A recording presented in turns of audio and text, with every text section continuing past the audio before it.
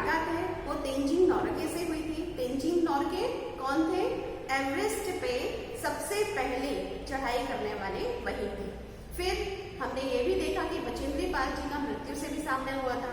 एक बड़ा हिमालय एवरेस्ट के ऊपर की जो चोटियां थी उनसे जो बर्फ गिरे हुए थे उनका जो ढेर था उनके ऊपर से निकलता हुआ आगे बढ़ गया था।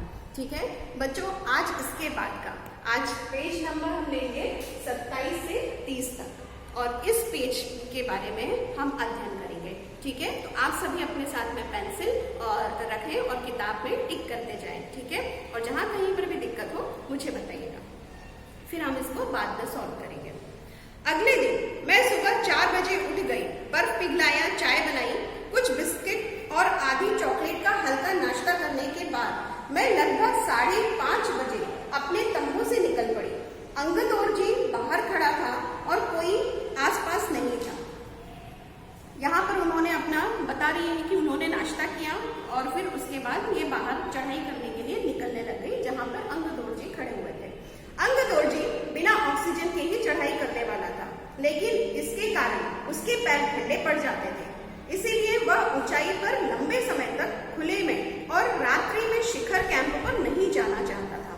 अच्छा, जैसे कि मैंने कल आपको बताया हुआ था कि जैसे ही आप ऊपर की ओर चढ़ाई करते हो तो वहां पर क्या होता है, धीरे धीरे ऑक्सीजन का लेवल कम होता जाता है और जब ऑक्सीजन का लेवल कम होता है तो हमारे शरीर में जब ऑक्सीजन नहीं पहुंचती है तो शरीर ढीला पड़ने लगता है, वह कमजोरी महसूस करने लगता है, जिसके कारण अंगदौर जी के पैर ठंडे पड़ रहे थे। इसीलिए उसे या तो उसी दिन चोटी तक चढ़कर साउथ पोल पर वापस जाना था अथवा अपने प्रयास को छोड़ देना था। वह तुरंत ही चढ़ाई शुरू करना चाहता था और उसने मुझसे पूछा क्या मैं उसके साथ जाना चाहूंगी। एक दिन में ही साउथ पोल से चोटी तक जाना और वापस आना बहुत कठिन और श्रम साध्य था। एक दिन में ही यदि साउथ पोल चोटी से ऊपर और नीचे जाना, ये वाकई में ऊपर जब हम ऊपर की ओर चढ़ते हैं और फिर वहां से नीचे उतरना, ये काफी मुश्किल वाली बात होती है जो कि लेखिका महसूस कर रही थी। अच्छा, यहाँ पर एक श्रम साध्य शब्द आया है जिसका अर्थ होता है परिश्रम से बनने वाला।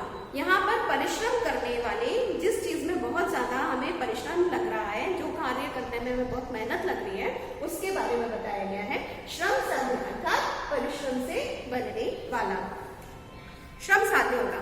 इसके अलावा यदि अंगदौर जी के पैर ठंडे पड़ गए तो उसके लौट कर आने का भी जोखिम था।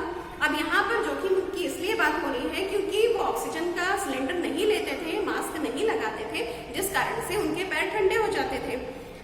मुझे फिर भी अंगदौर जी पर विश्वास था और साथ साथ मैं आरोहण की क्षमता और कर्मठता के बारे में भी आश्वस्त थी। आरोहण की क्षमता, आरोहण अर्थात जब हम ऊपर चढ़ते हैं तो आरोहण उस शब्द को कहा जाता है, ऊपर चढ़ने के लिए हमने इस शब्द का उपयोग किया गया है। और कर्मठता के बारे में भी आश्वस्त थी। कर्मठता यहाँ पर जो कार्य कुशलता थी, उनकी जो काम करने का विश्वास था, उसके बारे में यहाँ पर कर्मठता का है कठिन श्रम करने वाला। लेखिका को उनकी कर्मठता पर भी विश्वास था, मतलब उनको अंगदौर जी के बारे में इतना विश्वास था कि वो जानती थी कि इस कार्य को वो आसानी से कर लेंगे। आश्वस्त थी, आश्वस्त मतलब भरोसा करना होता है। अन्य कोई भी व्यक्ति इस समय साथ चलने के लिए तैयार नहीं था, बाकी सबने मना कर दिया था। सुबह 6:20 पर जब अंगदौर जी और मैं साउथ पोल से बाहर आ निकले तो दिन ऊपर चढ़ आया था। हल्की हल्की हवा चल रही थी, लेकिन ठंड भी बहुत अधिक थी। मैं अपने आरोही उपस्कर में काफी सुरक्षित और गर्म थी। यहाँ पर आरोही उपस्कर का मतलब है, पहले आप उपस्कर को समझे, चढ़ाई करने वाले की आवश्यक सामग्री। जब लेखिका और उनके साथ जो पूरा दल था, जो उनका पूरा समूह था, वो सारे लोग अपने साथ जो भी सामान लाए थे, जो भी ऊपर चढ़ने के लिए, उनके पास रस्सी थी, उनके पास झंडे थे और एल्युमिनियम की सीढ़ियां थी, ये सारे उनके उपस्कर मतलब सामग्री जो थी वो अपने साथ में रखे हुए थे। तो और वो पहने हुए जो कपड़े थे वो भी उनके अच्छे गर्म थे और सुरक्षित थे, जिसमें वो अपने आप को सुरक्षित महसूस कर रही थी। हमने बगैर रस्सी के ही चढ़ाई की। अंगदौर जी एक निश्चित गति से ऊपर चढ़ते गए और मुझे भी उनके साथ चलने में कोई कठिनाई महसूस महसूस नहीं हुई। जमे हुए बर्फ की सीधी व ढलाऊ चट्टानें इतनी सख्त और भुरभुरी थी मानो शीशे की चादरें बिछी हों और हमें बर्फ काटने के फावड़े का इस्तेमाल करना ही पड़ा। यहाँ पर उन्होंने बताया है कि कैसी थी चट्टानें, सख्त और भुरभुरी। सख्त तो नहीं, साथ में वो चूड़ा चूड़ा जो होता है, भुरभुरा मतलब होता है चूड़ा जिसमें पाउडर टाइप का रहता है, वो अपने आप धीरे धीरे निकलता रहता है उधर से। मानो शीशे की चादरें बिछी हो और बर्फ काटने के फावड़े का इस्तेमाल करना ही पड़ा। एक फावड़ा, जैसे कि आपने कभी गार्डनिंग की हो या जब आपने देखा हो कि माली उनके पास एक मिट्टी को ऊपर नीचे करने का एक यंत्र होता है जिसको हम फावड़ा कहते हैं। तो यहाँ पर बर्फ को काटने के लिए जो फावड़े का उपयोग किया गया है उसकी बात की जा रही है। और मुझे इतनी सख्ती से फावड़ा चलाना पड़ा जिससे कि उस जमे हुए बर्फ की धरती को फावड़े के दांत काट सके। मैंने उन खतरनाक स्थलों पर हर कदम अच्छी तरह सोच समझकर उठाया। यहाँ पर बताया गया है कि जो भी चीज है, अब वहां पर अगर ऊपर चढ़ना है तो इन सारे यंत्रों का उपयोग करना पड़ता है जिससे कि पैर रखने के लिए या आगे बढ़ने के लिए जगह बनाई जा सके। तो उन्होंने, लेखिका ने बहुत ही सोच समझकर आगे बढ़ रही थी वे। 2 घंटे से कम समय में ही हम शिखर कैंप पर पहुंच गए। अंगदोर्जी ने पीछे मुड़कर देखा और मुझसे कहा, क्या मैं थक गई हूँ? मैंने जवाब दिया, नहीं, जिसे वे सुनकर बहुत अधिक आश्चर्यचकित हुए और आनंदित भी हुए। उन्होंने कहा कि पहले वाले दल ने शिखर कैंप पर पहुंचने में 4 घंटे लगाए और यदि हम इसी गति से चलते रहे तो शिखर कैंप दोपहर 1 बजे तक पहुंच जाएंगे। अब शिखर कैंप यहाँ पर बार बार आ रहा है, इसका अर्थ है जो शिखर कैंप जहाँ पर उनको मेन उनका जो लक्ष्य था वहां पहुंचने के लिए उन्होंने शिखर कैंप का उपयोग किया है। तो वहां पहुंचने के लिए अंगदोर्जी लेखिका से कहते हैं कि अगर हम इसी चाल से चलते रहे, इसी गति से चलते रहे तो हम 1 बजे तक जरूर, दोपहर के 1 बजे तक जरूर पहुंच जाएंगे। कल मैंने आपको दोपहर के बारे में भी बताया था, 2 पहरों का समाहार। कौन सा समास था ये? द्विगु समास था। ठीक है। लहाटू हमारे पीछे पीछे आ रहा था। लहाटू भी किसी का नाम है जो उनके दल का या समूह का सदस्य था। अच्छा, यहाँ पर पीछे पीछे आ रहा है।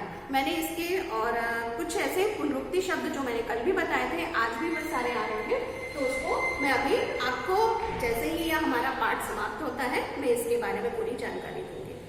लहाटू हमारे पीछे पीछे आ रहा था और जहाँ हम दक्षिणी शिखर के नीचे आराम कर रहे थे वह हमारे पास पहुंच गया।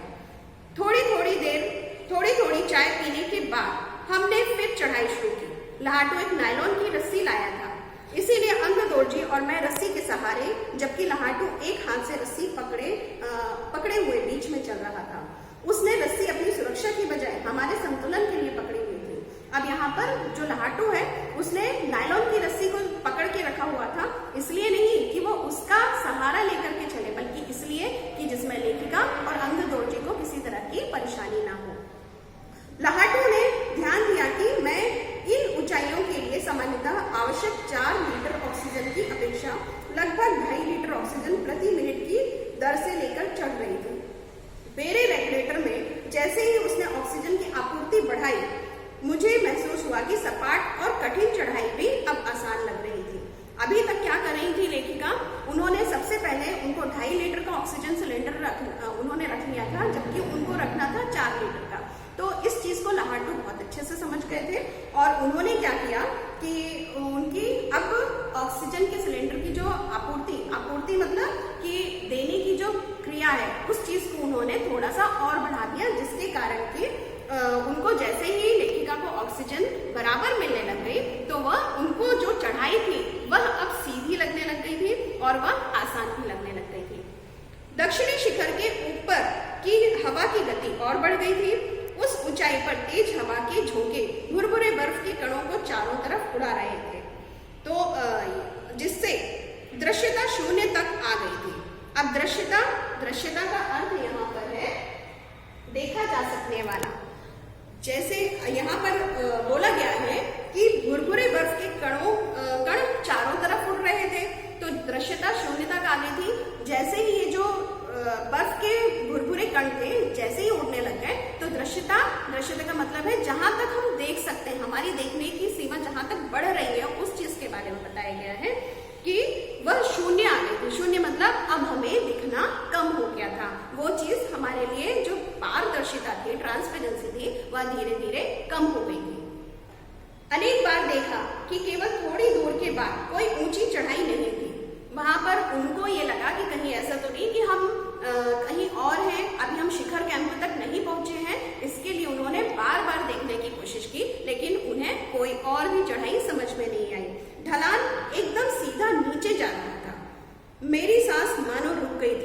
मुझे विचार कौंधा कि सफलता बहुत नजदीक है।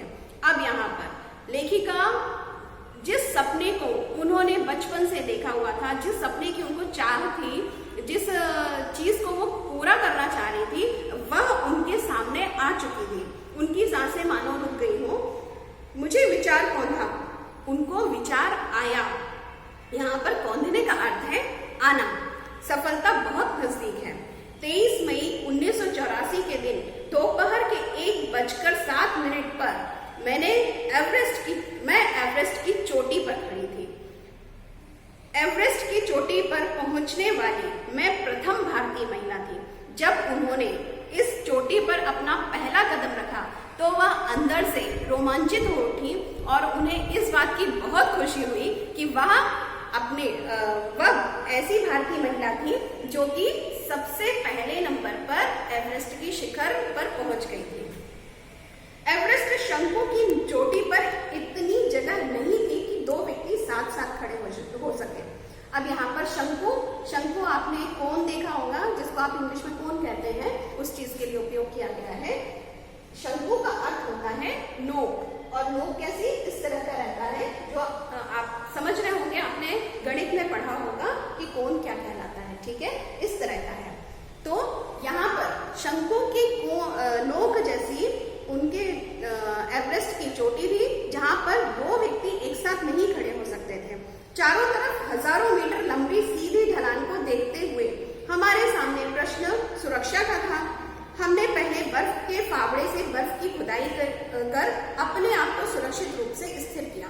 क्योंकि वहां पर दो व्यक्ति एक साथ नहीं खड़े हो सकते थे, इसलिए उन्होंने उसको फावड़े से वहां के जो ऊपर बिल्कुल कोन रूप में था उसको थोड़ा सा इतना किया कि दो व्यक्ति साथ में खड़े हो सके। इसके बाद मैं अपने घुटनों के बीच बैठी, बर्फ पर अपने माथे को लगाकर मैंने सागर माथे के ताज का चुंबन लिया। यहाँ पर वो इतनी खुश थी कि उन्होंने सबसे पहले तो घुटने टेक करके उसको माथे से लगाया, उसे एक बार चूमा। बिना उठे ही मैंने अपने थैले से दुर्गा माँ का चित्र और हनुमान चालीसा निकाला। मैंने इनको अपने साथ लाए लाल कपड़े में लपेटा, छोटी सी पूजा अर्चना की और इनको बर्फ में दबा दिया। आनंद के इस क्षण में मुझे अपने माता पिता का भी ध्यान आया। जब हम बहुत अच्छी चीजें करते हैं तो सबसे पहले हमें अपने माँ पिता का ध्यान जरूर आता है कि उनके कारण ही, उनके आशीर्वाद से ही हम इस कार्य को करने में सफल हुए हैं। इसी तरह से लेखिका के साथ भी हुआ। जैसे मैं उठी मैंने अपने हाथ जोड़े और मैं अपने रज्जू नेता यहाँ पर लिखा हुआ है रस्सी प्रयोग करने वाला या रस्सी प्रयोग द्वारा चढ़ाई करने वाला। यहाँ पर द्वारा दो तरीके से मैंने लिखा हुआ है, जिसे मैं अभी आगे समझाऊंगी आपको।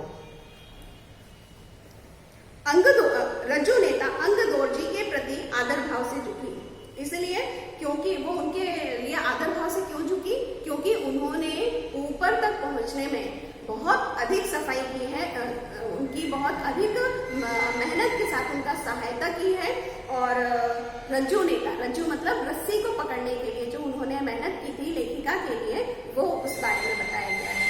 अंगदोर्जी जिन्होंने मुझे प्रोत्साहित किया और मुझे लक्ष्य तक पहुंचाया, मैंने उन्हें बिना ऑक्सीजन के एवरेस्ट की दूसरी चढ़ाई चढ़ने पर बधाई भी दी। उन्होंने मुझे गले से लगाया और उन्होंने कानों में फुसफुसाया, दीदी तुमने बहुत अच्छी चढ़ाई की है, मैं बहुत प्रसन्न हूँ। कुछ देर बाद सोनम कुलजर पहुंचे और उन्होंने फोटो लेने शुरू कर दिया। इस समय तक लहाटू ने हमारे नेता को एवरेस्ट पर हम चारों के होने की सूचना दे दी। तब मेरे हाथ में वॉकी टॉकी दिया गया। कर्नल खुल्लर हमारी सफलता से बहुत प्रसन्न थे। जब हम ऊपर सभी पहुंच गए, उसके बाद इनके हाथों में जब वॉकी टॉकी दिया गया, मैंने आपको कल बताया था कि वॉकी टॉकी क्या है, एक यंत्र जिससे कि हम चलते चलते बात कर सके। तो इनके हाथों में दिया गया तो इन्होंने कर्नल खुल्लर से भी बात की। मुझे बधाई देते हुए उन्होंने कहा, मैं तुम्हारी इस अनूठी उपलब्धि के लिए तुम्हारे माता पिता को बधाई देना चाहूंगा। अनूठी मतलब अनोखी और उपलब्धि मतलब जो उन्होंने सफलता प्राप्त की है, ठीक है, के लिए तुम्हारे माता पिता को बधाई देना चाहूंगा। वे बोले कि देश को तुम पर गर्व है और अब तुम ऐसे संसार में वापस आओगे जो तुम्हारे अपने अनुसार से एकदम भिन्न होगा। ऐसा उन्होंने क्यों कहा? क्योंकि अभी तक उनको लेखिका को या बचेंद्री पाल जी को कोई नहीं पहचानता था कि ये कौन है। जैसे ही उन्होंने एवरेस्ट में अपना पहला कदम रखा तो अभी तक भारतीय महिलाओं में से ऐसा कोई भी नहीं था जो कि किसी ने भी पहला कदम वहां पर रखा हुआ हो। लेकिन अब भारतीय महिला कौन बन चुकी थी? पहली भारतीय महिला जिन्होंने एवरेस्ट पर पहला कदम रखा था वह थी बचेंद्री लेखा पाल जी। इसलिए कर्नल कुल्लर ने कहा कि अब आप जब पीछे नीचे आओगे तो वहां पर आप एक अलग ही दुनिया को पाओगे। ठीक है बच्चों, आशा करती हूँ कि यह आपको पाठ अच्छे से समझ में आया होगा। इसमें हमने बहुत सारे शब्दार्थ भी देखे हैं, पुनरुक्ति शब्दार्थ भी देखे हैं और साथ में समास के बारे में भी हम थोड़ा सा अध्ययन करेंगे। यहाँ पर सबसे पहले आप देखेंगे कि जो शब्दार्थ आए हैं वो श्रम साध्य, आरोहण, कर्मठता, आश्वस्त, उपस्कर, सख्त, आपूर्ति, सपाट, दृश्यता, कौंधा, शंकु, रज्जुलेखा, ये सारे जो है मैंने आपको पाठ के बीच में भी समझाए हैं और इसको आप एक बार अच्छे से देखेंगे तो बहुत अच्छे से और अच्छे से समझ में आएगा। पुनरुक्ति शब्द, कल मैंने बताया था जब दो शब्द बार बार एक ही समय में आ रहे हों उसे हम पुनरुक्ति शब्द कहते हैं। जैसे साथ साथ, हल्की हल्की, पीछे पीछे, थोड़ी थोड़ी, ये हमारे पुनरुक्ति शब्द हैं। कल भी हमारा एक समास आया हुआ था और आज भी एक है माता पिता। माता और पिता ये हमारा द्वंद्व समास है। ठीक है, मैंने आपको बताया कि वहां पर मैंने एक जगह लिखा हुआ था द्वारा और ये भी द्वारा है।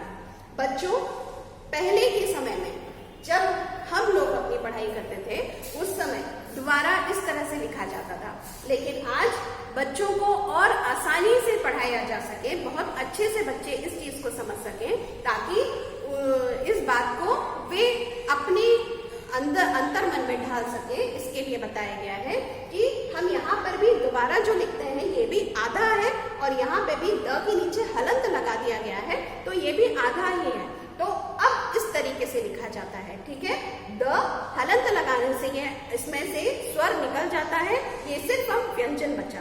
तो द्वारा, इसको आप दोबारा नहीं पढ़िएगा, ये द्वारा है। ठीक है, इसी तरह से उद्देश्य पहले ऐसा लिखा जाता था और अब हम इस तरीके से लिखते हैं जिसमें द में हलंत लगा दिया जाता है और इसमें पूरा द है क्योंकि स्वर और व्यंजन द के साथ में अ जुड़ा हुआ है तो हम इसे पूरा द बोलेंगे, लेकिन जब हमने हलंत लगा दिया तो इससे स्वर अलग हो गया, सिर्फ ये व्यंजन बचा। ठीक है, तो यहाँ पर उद्देश्य इस तरीके से लिखा जाता है। फिर इकट्ठा पहले लिखा जाता था लेकिन आज ट में हलंत लगा दिया, इससे स्वर निकल गया और ये अब इकट्ठा इसी तरीके से बोला जाता है। बच्चों, इसको आप बहुत अच्छे से समझिए क्योंकि अब ये इसी तरीके से हमें भी लिखना है। ठीक है।